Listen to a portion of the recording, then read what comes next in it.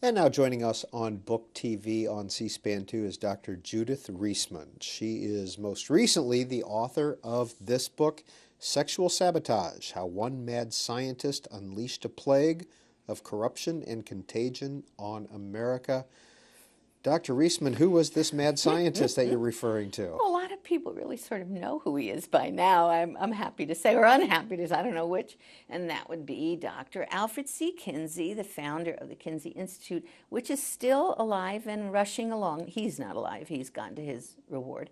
But it's still going on in Bloomington, Indiana, at the Indiana University, and gender reproduction, the Kinsey Institute, and he, yes, was a man who was involved in the sexual torture of hundreds of children in his own work. And I keep trying to say that is not a reliable scientist, but it's been a little difficult to get that across. Well, very quickly remind us about the Kinsey report and where he came from and how he developed that whole Sure, study. sure. Well, World War II was over, and officially in 45. Our guys were returning from overseas. They were traumatized. The nation was traumatized.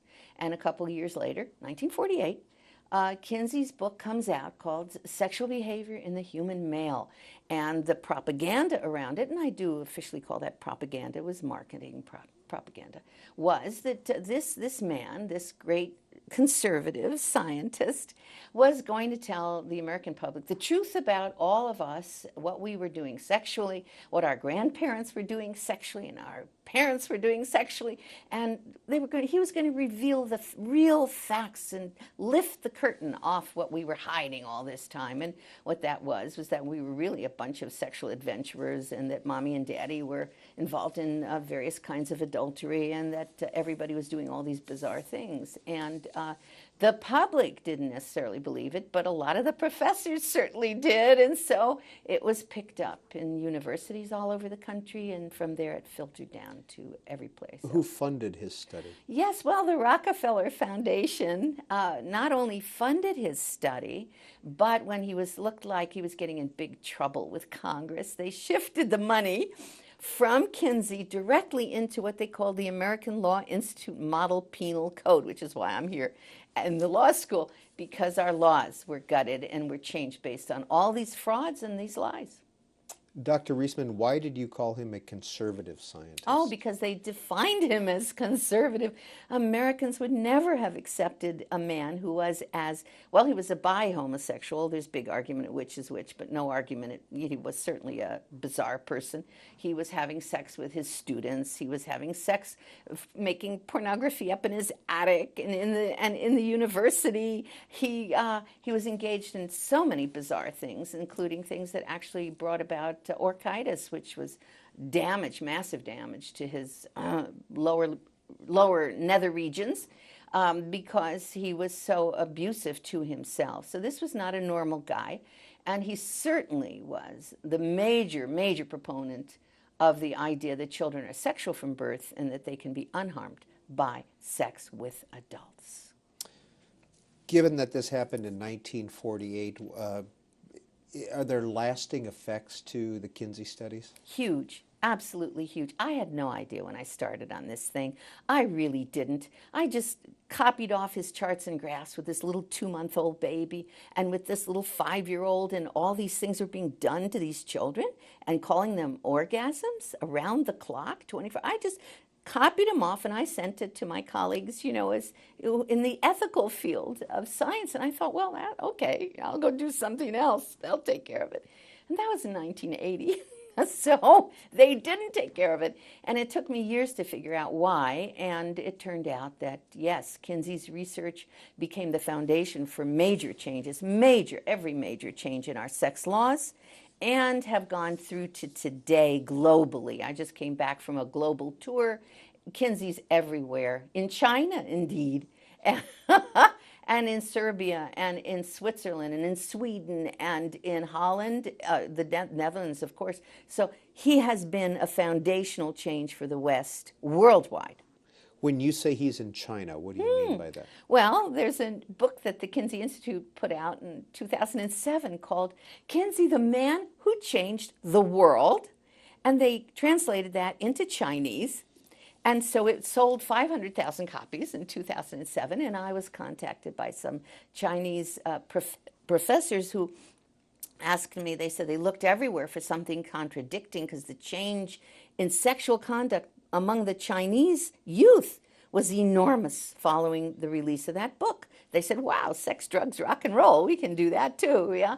And so they contacted me and asked me if they could translate my book, this book, into Chinese as some kind of response to the fraud that was in the Kinsey research. By the way, remember, Liam Neeson appeared as Kinsey in a major feature film, Fox feature film, saying, you know, he was this wonderful man who did all these good things for us. So, no, he's everywhere. The Swiss did a major documentary last year identifying Kinsey as the basis for their horrific sex education programs in Switzerland. And as I said, I just came back from the Philippines.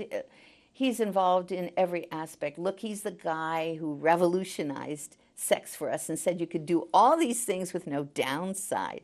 Well, okay, people, we have had some serious downsides. You know, we have a Pentagon now. You know how many guys were found using child pornography in the Pentagon. We have judges who've been picked up. We have presidents of universities. We have, coaches, you know, in football coaches and so forth.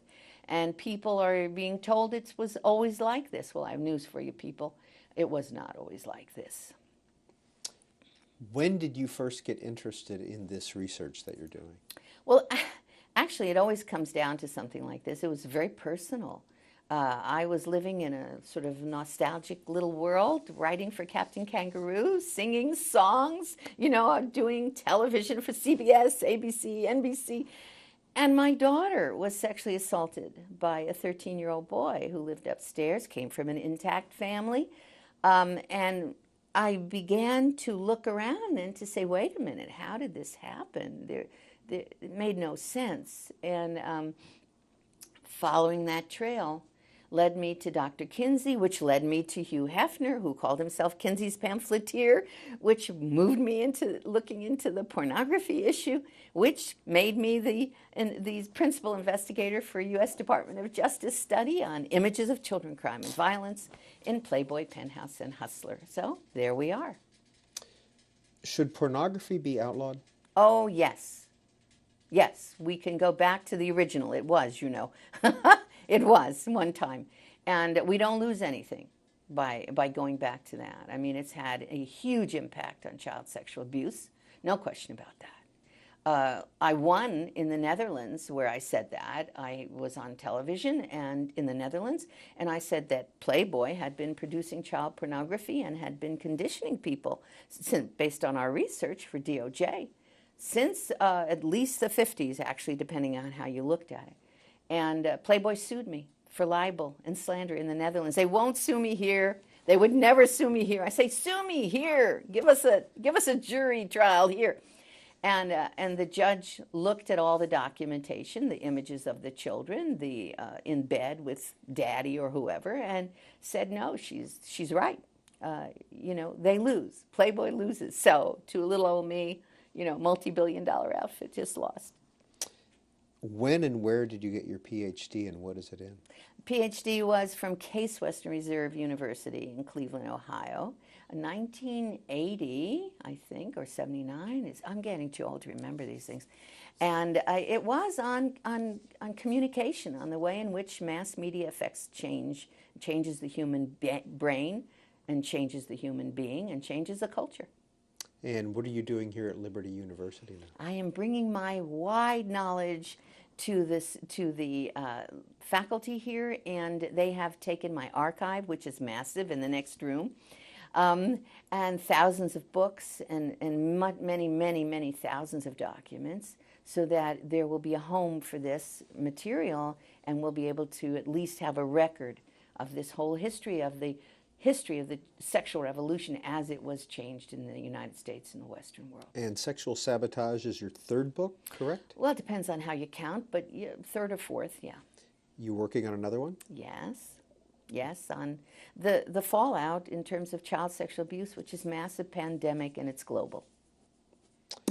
Judith Reisman, joining us here at Liberty University on Book TV, Sexual Sabotage, How One Mad Scientist Unleashed a Plague of